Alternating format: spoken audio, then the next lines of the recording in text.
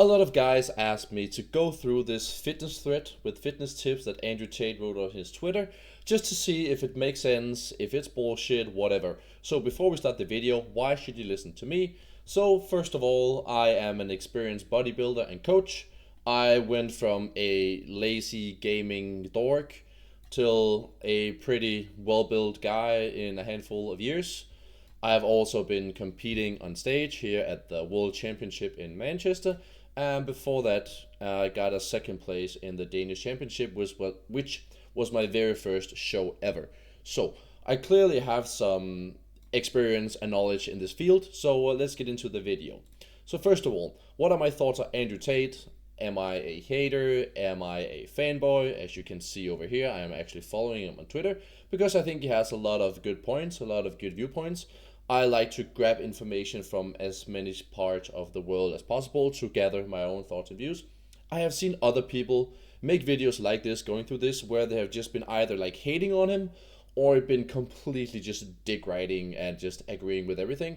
And I am trying to just be as objective as possible, use my professional experience and background, and also understanding that Andrew Tate is using a lot of humor, a lot of hyperbole to exaggerate some points to get a point through. And sometimes it might seem ridiculous, whatever he is saying, but at some points it's actually a good point once you understand what he's trying to convey to the message.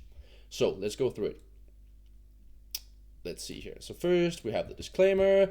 Absolutely none of this advice will give you based on any kind of evidence. Do not care what the made success is true via study. Many things may be contrary to science. I don't want to see studies, opinions, or anything like that. Okay, so this is basically just him saying, like, I don't care whatever you read in a study. This is my experience. Just listen if you want to or not. And pointing out that sometimes studies can be bought, so you cannot completely trust the science, which I agree with. So the first point here, coffee is your friend. You need at least 5 coffees a day, 6 days a week. Became caffeinated human. Hot, cold, doesn't matter. Black, no, bro. Okay. So when it comes to coffee, to caffeine, I am a huge fan of coffee and caffeine. I consume a lot of caffeine on a daily basis. And if you're able to sleep, I wouldn't see any problems with consuming a lot of caffeine. Caffeine will make you perform better in the gym. It can actually make you stronger. If you consume it 1 hour before going to the gym, you will actually activate some things in your nervous system which will increase the power output, and it will give you more energy to get through the day. No milk, no sugar. I totally agree. It's useless, wasted calories, and it's not the best for our body in general. So if you can do it black, that is the best way to do it. Rest days are a lie. You'll rest while you sleep. The lazy embrace the idea of rest and endlessly rant about it's some important thing in training. Your entire shit lazy life is rest. You do not need rest days. Don't listen to this garbage. You change it. Okay. So of course, rest days are important, but it really, really depends on the way you train. The reason why he will say this is generally in a hyperbole of him saying, stop being lazy, just work out, stop having so many excuses, because a lot of people will use science as an excuse to not work hard because, oh, I have to be careful not to.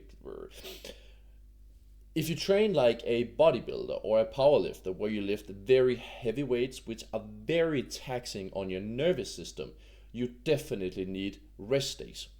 But if you do some more cardiovascular work like running or walking or boxing training, it's actually not that tough on your nervous system, so you can get away with not having rest days. So that is his experience because that is his background. I have never seen Andrew Tate lift like heavy weights. He goes for like high reps, endurance work, and cardiovascular work. And if you have decent sleep, good food, you can get away with not having rest days. So for his style of training, it could work. But for most of you guys, if you're trying to build muscle to become big and jacked, I would incorporate rest days at least once a week, maybe twice, depending on your split. So the next one. Sugar is your enemy. Fatty food is fine. You can eat KFC all day long. You just don't have to have it with Coke. Okay, so first of all, sugar is terrible for your body. Like, I can definitely agree. I am not agreeing with this because in KFC there is so much fat. And fat is terrible for performance. Try eating a lot of fat and go to the gym. You will just feel slow and sluggish, and you can feel it in your stomach, because what fats will do, it will actually slow down your digestion. So instead of having a light meal, maybe some quick carbs like rice or bread and some meat or some vegetables, you will absorb the energy and feel light on your feet and ready to move to perform. If you have a lot of fat, it will just drain you all day, making you want to lay on the couch and do nothing all day. So I agree with the sugar thing, but the KFC is just, again, that's him saying you can eat unhealthy if it's the right unhealthy, but sugar is terrible. All these seed oil baby breakdowns are probably true. Yes, seed oils are terrible. You can literally find statistics where they see the use of seed oils in America and the obesity rate in America, and they are literally perfectly aligned. This is the reason why a lot of the world is so unhealthy, and avoid it at whatever cost you can. When cooking, I only use olive oil. I used to use seed oils in the past until I realized how bad it was, and I actually felt the difference. I feel way more energized, way less sluggish. My joints feel better. Like, seed oils are terrible. So yes, you can eat sugar. He will go through some parts of sugar that he likes and doesn't like, and we'll take that as it comes. Hugs have genuine healing power. Hurt, injured, aching. Hug your girl. So there is actually science to this, and I would actually agree.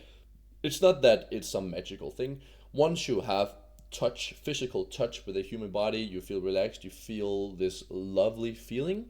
It's actually oxytocin getting released in your body, which can reduce stress in your body.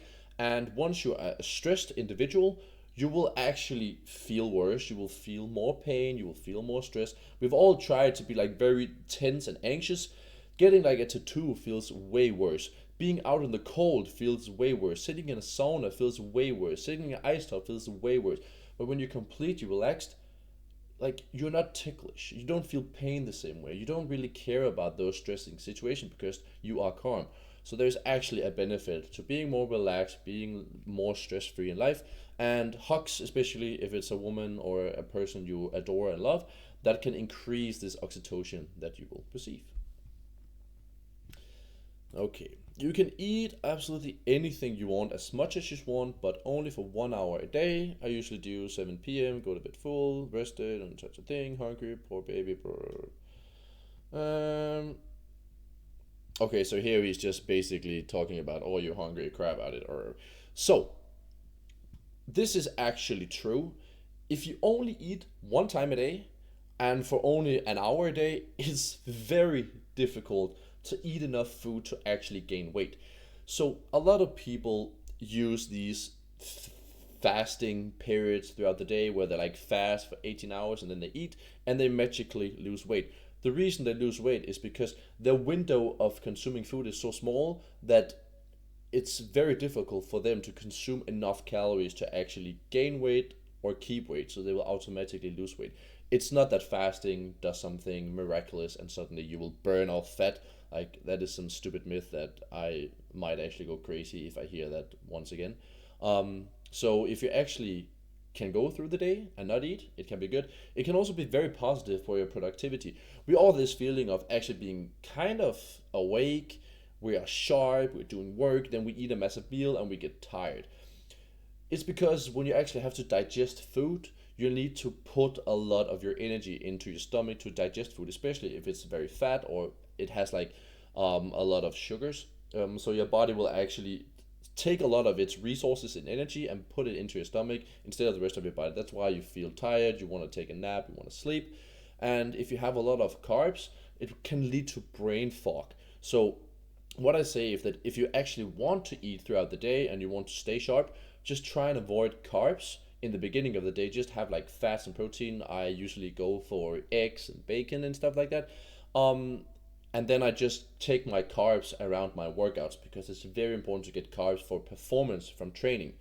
So this works. This absolutely works, but it's not optimal if you want to build muscle and perform. You need food to build muscle. You need food to perform. But if you just want overall health or lose weight, it's actually a great way to do it. Bone Beef bone broth makes you strong. It's literally annihilated bones of huge strong cattle. You won't consume that, but you consume gummy bears instead.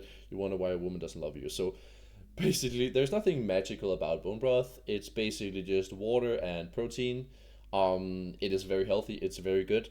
A lot of people do like these diets where they basically fast, but only consume bone broth. So it's not a complete fast, but well, you will lose weight because you barely get anything but protein. So yeah, that is pretty good. So this one, fruit isn't healthy. That's a psyop. Avoid it. You'll be healthier never eating fruit again. The longer with sugar. Blah blah blah blah. Avoid orange juice. Worse than Coke. Okay, so this I disagree with because first of all, fructose is a specific kind of sugar. It's a carbohydrate. It's not as bad for you as if you just get sugar through like a chocolate bar or something like that. Um, it's actually pretty good for performance. Um, Having a banana before workout is actually very beneficial. It will give you a lot of the micronutrients and also some quick carbs to benefit and fuel the workout. And I eat that almost every single day, and it is very beneficial for you. Fruit in general is very difficult to eat enough fruit for it to actually to become a problem. If you're trying to lose weight, apples, strawberries are so good. They're filling you up, they're full of fiber, you will stay full for long, and you don't have that many calories. So it's actually a hack if you want to lose weight. I wouldn't avoid um, sugar from fruit in this way. He's talking about orange juice. Actually, orange juice is like, if you're trying to lose weight, it's a lot of empty calories. Of course, there's some vitamins and stuff, but I would rather spend my calories on real food. This won't keep you satiated, so avoid orange juice if you're trying to lose weight. Just basically don't drink any calories if you're trying to lose weight. If you drink orange juice, it will not affect your health in that anyway. Of course, if you're drinking too much of it, just like almost anything in life, too much is bad. But if you just drink one glass with your breakfast, I wouldn't worry about it. Having lots of steaks and vegetables, yes, that is actually very healthy. But if you want to deliver the best performance in the gym, you will need some carbs. Also, you can see he actually writes here carbs. So he knows that carbs are important. I would advise you to have either oats or pasta or rice before going to the gym. That's like clean food, no sugar. It has some fibers. It's very easily absorbable. It will leave your body as quick as it enters, and it's a very good energy source for working out. So that is my tip for you. Um, Here, I'll challenge anyone, anytime to take. Okay, so this thing about people telling him that he's using steroids. Let's see, Andrew Tate. Physique. So when you look at this, yes, he is well built, but he's also an athlete with great genetics. He's been working out his entire life, and yes, he looks impressive, but he's actually not that big. Like if you look at pictures like this, oh, wow. like yes, he looks good, but nothing spectacular. Like if you compare like his arms to mine, if I stood next to Andrew Tate, he wouldn't look that impressive. Yes, he's taller than me, but I am way bigger than him, and I can also be in the same body fat percentage, looking pretty lean, and I would never think that he would ever take steroids. So I don't know where all these accusations are coming from. I guess it's people having not seeing the same results as him, and they just want to complain and find an excuse for that. Sunshine is good for you, but I feel like winter sun is better. Blah blah blah blah. Explain. Okay, so sunshine is actually amazing, especially for testosterone. So there are studies that prove that when you wake up, if you go outside and get sunlight directly into your eyes, I am not telling you to go and stare at the sun. That will actually make you blind one day. But getting sunlight into your eyes will actually increase your production of testosterone in the morning. And basically, the sun will just make you feel good. It will release dopamine. It will give you vitamin D. All the good stuff we actually need. Vitamin D is also important for testosterone production. So that is very good to start a day. Go outside, walk, and just feel the sun in your face. Don't don't look at the sun directly, but try and get the light straight directly into your eyes. Don't wear sunglasses, don't wear a cap, just get it in there. He says that the winter sun is better. Of course, there's no science to this. It's just that it is more cold and fresh. It will wake you up. You will feel sharp, and that's basically what he's feeling. So this is the big one: nicotine and caffeine. That's his miracle drug.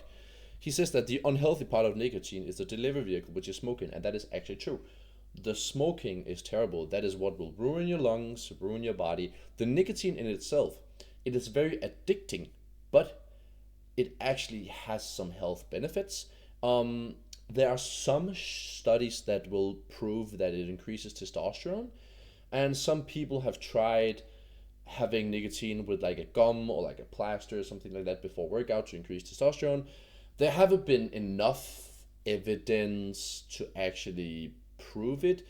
It's one of those where in some people it works well and in some people it doesn't. So take it with a grain of salt. Don't be afraid of nicotine, but the smoking part is the bad part. Having lots of caffeine, lots of nicotine, I wouldn't worry about it. Just try not to smoke it, and especially don't use those vapes. That is basically just Chinese chemicals. You have no idea what it is. Like, smoke literally shouldn't take like rainy bubble flower candy. Like, what? No, just no. Just do it. So, so this one again, fitness is both boring and gay. I'm in better shape than 99.9% of Earth. It takes me 30 minutes a day. It's not cool. It's not difficult. It's not interesting. Imagine taking this to your entire personality and your X account being cut out completely. Or billionaire. Should I take offense? No, but you know what he's saying. If the only thing you do is fitness, you are a loser. If that's the only thing you have, then you probably have nothing. So that's him saying like it's very important, but it's also not important. Don't make it your entire life. Of course, if you can make a career out of it, it's not the worst thing. But something I will say, and that is something he will also agree with, is that fitness is the most important aspect. So you have these different buckets that you can fill up in life. You have like your fitness bucket, your social bucket, your financial bucket, career status, all these buckets. And the more you have of these, the more status you will have overall with men and women. And I think if I had to just pick one, it would be fitness. First of all, it's healthy. You will live longer. You will have more energy, more vitality, a clearer brain, and you will just be a more complete human being. Also, being fat is very like, there's just one big red flag, and that is when I see a fat person, because it literally tells so much about you. You don't have any discipline, you don't have any willpower, you don't really care about your own health, you don't really care about a lot of things. And if I'm doing a business deal with you and you're out of shape, like, how can I trust you with my money, my investment, if you don't even take care of yourself? How can you take care of my product, my baby, my money? That's basically what I'm thinking. And being in good shape is just a good way to start networking, meeting people. People will respect you, women will respect you. It will just spill over into a lot of the other buckets. So if you have to pick one, I think fitness, it's the best way to start, especially if you're like heartbroken or you're a young guy, you don't know where to start. Literally just going to the gym is the best thing you can do. It will teach you so many things about discipline, about yourself, about willpower and the real world. So yes, don't make it your entire life. Have other areas of your life that you actually spend time and energy on, but fitness is super important. Okay, so he has this thing where he's talking about hot jacuzzi and cold plunges, and I just watched this video earlier actually.